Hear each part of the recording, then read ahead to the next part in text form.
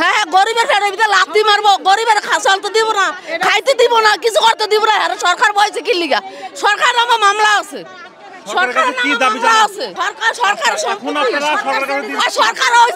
জনগণ দিয়ে হয়েছে, কি সরকার হয়?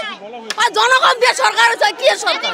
সময় দিছে না তো, আজকে বেঙ্গেলাইছে, এটা হইলো সময় তো দিছে না, একটা মিনিটও না, 5টা মিনিটও না, পাঙ্গেই ফেলাইলো। ওই যে আমার কাকার দোকান ভাঙছে, সবাই এক লগে থাই, সবাই বাপসা। আপনি আমার কাছে থাকলে আপনিও আমার ভাই। গরিব মানুষেরা এরা তো কইরা খায়। 18 জন মালিকের গেট, 18 জন মালিকের গেট, হে কথা আমরা বন্ধ করে রাখছি। রোড এটা তো সরকারি রোড, দোকান দিয়ে গেছে, কে দিব? এটা আপনারা পরিচয় দিয়ে জানাবো করে, না তো এটা কি খেয়ে বাসুন? ওইটা যদি ধরতো তো আমরা আলবতে উঠে যাইতাম কি?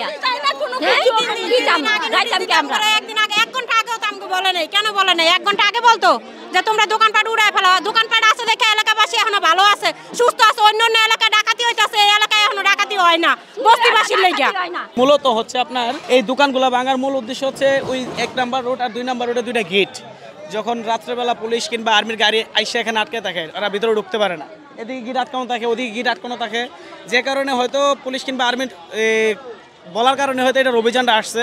এখন এটা ভাঙার জন্য এটার পাশাপাশি যে গরিব অসহায় মানুষগুলোর যে দোকানগুলো ছিল, এই দোকানগুলো এই গিটগুলো ভাঙার পাশাপাশি এই দোকানগুলো ভাঙছে।